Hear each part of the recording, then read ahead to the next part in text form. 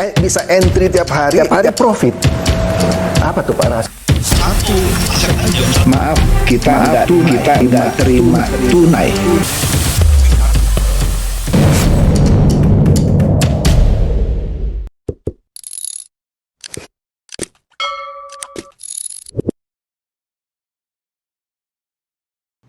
Halo Bapak Ibu, saudara-saudari sekalian, lovers and haters, salam cerdas Indonesiaku. Jumpa lagi kita pada kesempatan kali ini.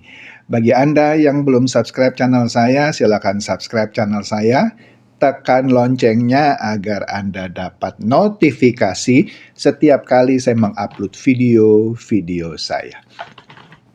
Kali ini saya akan membahas mengenai Noel dan Pak Purbaya lagi. Iya, beberapa hari lalu Noel mulai bikin drama lagi menurut saya. Apa yang saya maksud dengan Noel bikin drama lagi? Entah kenapa, mungkin dia benci sama Pak Purbaya atau dia mungkin mau bermaksud baik sama Pak Purbaya. Dia bilang Pak Purbaya sejengkal lagi akan bawa koper ke KPK. Maksudnya koper berisi baju gitu ya. Ujung-ujungnya mau ditahan gitu sama KPK.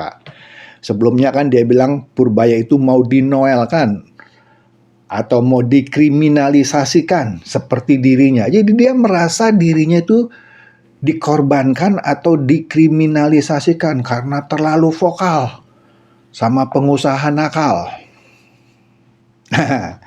Waktu itu kan dia pernah tanda kutip seperti pahlawan membela beberapa karyawan yang ijazahnya ditahan oleh seorang ibu pengusaha. Akhirnya ibu itu jadi tersangka. Dia juga yang paling kenceng mau membela para buruh seritek. Nah, gara-gara itu sepertinya dia mau memberikan impresi itu gara-gara gua keras sini ya. Jadi gua dikriminalisasi. Nah, Pak Purbaya itu nggak akan beda sama gua. Kira-kira pesannya gitu. Menarik nih. Oke, tapi sebelum itu kita lihat latar belakangnya dulu nih ya. Di sini kita lihat berita dari CNN ya. Ini Senin 19 Januari 2026, awal tahun ini. Dia kan tertangkap di perpindahan tahun lah ya. Saya lupa ingat, mungkin menjelang tahun baru apa sedikit setelah tahun baru, lupa saya. Di sini dia bilang, Noel Ebenezer, nama sih keren, Noel Ebenezer. Saya akui saya bersalah. Mukanya lemas, bahkan tertangkap kamera sedang nangis-nangis gitu ya. Sepertinya dia malu banget, sedih banget gitu ya. Nah, dia bilang, saya akui saya bersalah katanya. Ya kan? Waktu saya baca ini, wah ini gentleman ya. Sudah berbuat kesalahan dan dia ngaku bahwa dia itu bersalah. Kan jarang orang yang udah ketangkap bilang, saya bersalah. Terus menampakkan muka sedih, nangis-nangis. Biasa orang kalau sudah ketangkap pun masih bye begini. Nah, di sini dikatakan dia siap bertanggung jawab ya atas segala proses hukum, dugaan suap atau pemerasan dan penerimaan gratifikasi terkait pengurusan sertifikasi keselamatan dan kesehatan kerja K3. Ya. Dia bilang, saya cukup puas ya karena majelis memberi ruang yang cukup luar biasa. Dia puji-puji majelis hakim terhadap hak terdakwa, juga penuntut. Ya, luar biasa pokoknya. Secara prinsip kita menghargai hukum yang sudah berlaku. Apalagi ini perbuatan saya dan saya akui. Garis bawahi, saya akui. Saya bersalah. Katanya ya, setelah mendengarkan pembacaan surat dakwaan jaksa KPK di Pengadilan Tindak Pidana Korupsi Tipikor pada Pengadilan Negeri Jakarta Pusat ya, Senin 19 Januari 2026. Nah, ini harus berani tanggung jawab terhadap perbuatan yang saya lakukan. Yang jelas, saya mengakui kesalahan saya. Wih, saya waktu baca ini terharu ini. Hebat ini. Nah, dia juga pernah minta semoga Pak Prabowo memberikan dia amnesti seperti halnya Pak Prabowo memberikan amnesti kepada Hasto. Tapi kemudian Noel ini menarik ucapannya yang minta amnesti. Nah, kalau dia pernah bilang minta amnesti, artinya benar dia konsisten, dia ngaku salah. Oleh karena itu dia mengharapkan amnesti dari Pak Prabowo. Tapi kemudian dia tarik ucapannya. Karena dia yakin, dia tahu Pak Prabowo mungkin tidak akan memberikan dia amnesti. Karena memalukan seorang pembantu presiden melakukan hal yang memalukan. Ya, dia bilang, saya tidak mau terlalu cengeng. Wah, tambah keren ini. Tambah keren nih, ya kan? Dia menarik ucapannya soal permintaan amnesti alias pengampunan atau penghapusan hukuman yang diberikan oleh presiden. Dia menyatakan tidak akan minta amnesti kepada Presiden Prabowo Subianto atas kasus dugaan korupsi yang menjeratnya. Kan kita tahu tadi yang saya sudah sebutkan juga, dia sebelumnya pernah minta amnesti kepada Pak Prabowo, tapi setelah ditetapkan sebagai tersangka oleh KPK, ya dia bilang, oke deh, tadi ya saya ngaku saya bersalah. Ya. Dia didakwa menerima 3,3 miliar. Sekali lagi di sini dikatakan saya mengaku bersalah. Ini kan diberitakan oleh beberapa media massa. Kemudian Metro TV bilang, menurunkan berita yang juga menyatakan pernyataan Noel ini, bahwa Noel akui salah. Jadi ngapain lagi pakai eksepsi? Apa maksudnya? Maksudnya tidak akan mengajukan nota keberatan atau eksepsi.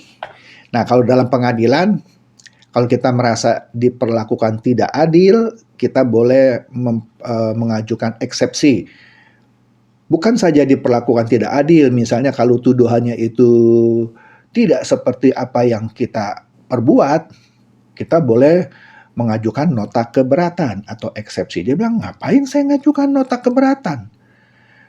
Noel memilih mengakui perbuatannya ya agar proses hukum berjalan cepat. Wih, keren nih Noel nih, ya, waktu saya baca ya. Saya sudah ngaku salah kok, ngapain lagi pakai eksepsi katanya. Ya kita ngakui saja lah. Oke, sudah betul semua. Ngapain lagi kita ribet-ribet, biar semua terang benderang. Oh keren Noel, keren ya. Nah, bekas ketua relawan Jokowi Mania ini mengaku puas dengan jalannya sidang perdana, menghormati hak-haknya sebagai terdakwa yang dipenuhi oleh majelis hakim maupun jaksa. Ya, Noel menegaskan dirinya siap bertanggung jawab atas penerimaan uang senilai 3,3 miliar dan 1 unit sepeda motor Ducati Scrambler sebagaimana yang tertuang dalam surat dakwaan. Bahkan dia bilang dia siap dihukum mati karena dulu dia yang paling kenceng ngomong anti korupsi. Aduh ya. Oke.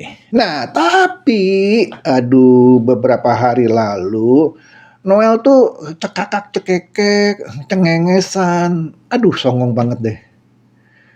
Dia nyanyi-nyanyi lagu seperti memprotes penahanan dirinya bahwa OTT yang dilakukan itu bukan operasi tangkap tangan, tapi operasi tipu-tipu katanya. Waduh, akhirnya dia ditegur sama hakim.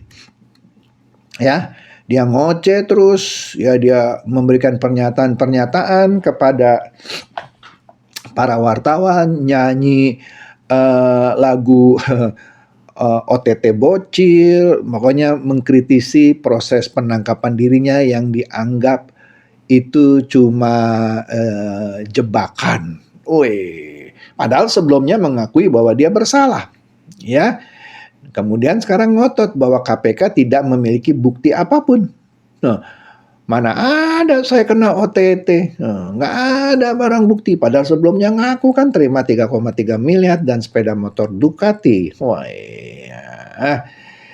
Dia ngaku bahwa dia bukan kena OTT, tapi dipanggil KPK untuk memberikan klarifikasi. Malah ditetapkan sebagai tersangka. Pokoknya dia menyangkal semuanya, ya. Waduh. Kemudian dia menyanyikan lagu yang tadi saya katakan OTT Bocil itu, ya, itu liriknya atau bukan liriknya pasti beda ya.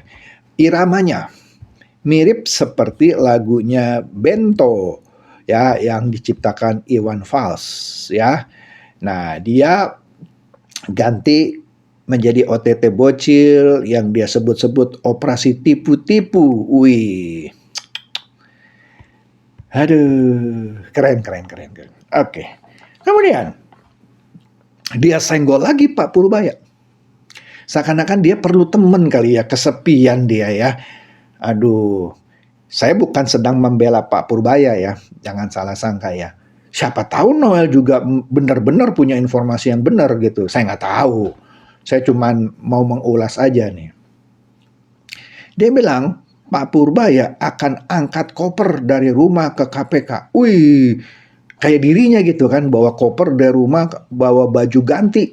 Karena akan dikriminalisasi gitu. Maka Pak Purbaya akan angkat koper dari rumah ke KPK. Hebat dia bilang ya. Dia kembali wanti-wanti Pak Purbaya. Tinggal sejengkal lagi, tinggal sedikit lagi nih katanya ya. Angkat koper lu ke KPK. Wih, nggak tahu nih kenapa ya.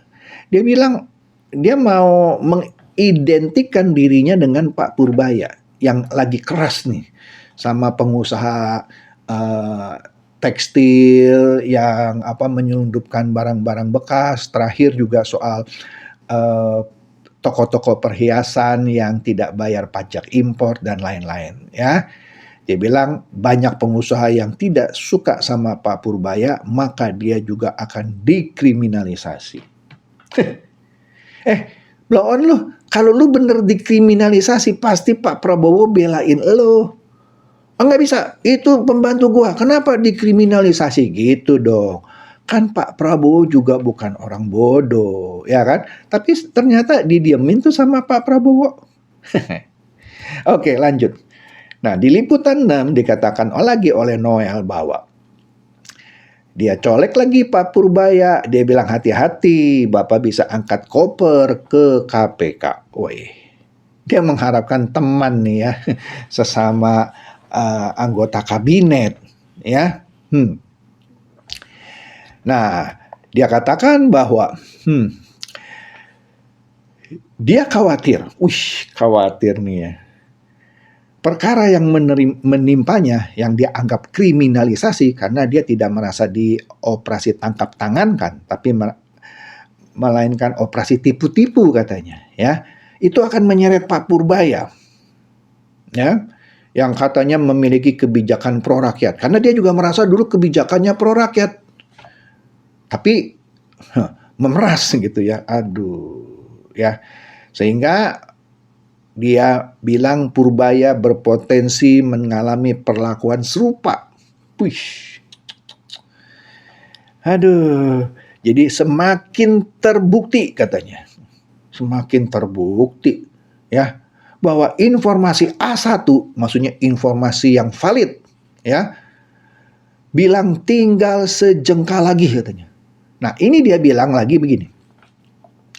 Apalagi kemarin KPK bilang, nah, memang KPK pernah bilang begini, saya angkat topi ke Pak Purbaya.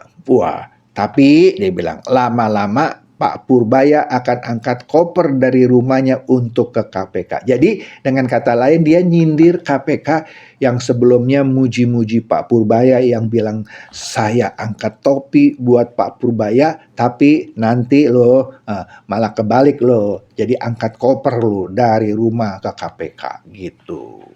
Jadi dia mengingatkan Purbaya agar berhati-hati dalam menjalankan kebijakannya. Nggak ngerti saya nih ya.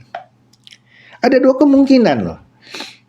Kemungkinan pertama, ini kemungkinan loh ya, informasi Noel A1, tinggal sejengkal lagi. Atau kemungkinan kedua, dia ini bikin drama gitu, ya, untuk menegaskan argumennya bahwa dia dikriminalisasi. Ya itu dua kemungkinan ya. Satu tadi benar-benar punya informasi A1, atau dia mau menegaskan dia tuh dikriminalisasi, nanti dia akan punya temen nih Pak Purbaya supaya orang kayak simpati gitu ya sama dia. Ya nggak tahu deh ya. Ya kira-kira kebijakan Pak Purbaya ini mengganggu kepentingan elit tertentu. Ya seperti mau mengidentikan dirinya juga yang waktu itu mengganggu kepentingan elit katanya. Jadi pesannya hati-hati Pak Purbaya ya. Banyak elit yang akan terganggu, ya kan? Karena banyak pemain-pemain liar di republik ini. Aduh. Dia juga menutup pernyataannya itu dengan kritik keras terhadap penegakan hukum di Indonesia. Wih, sekarang dia kritik keras, padahal sebelumnya dia puji-puji hakim dan jaksa. Waduh. Juga bilang tidak akan memberikan eksepsi atau pembelaan. Sekarang dia bela diri. Wah, nggak konsisten nih ternyata Noel. Kecewa saya nih ya. Dia bilang lagi ya, ingat katanya, hukum di republik ini bisa dibeli. Nah beli dong, lu kan punya duit banyak. Lu bilang hukum bisa dibeli, nah lu beli dong, kan duitnya udah banyak.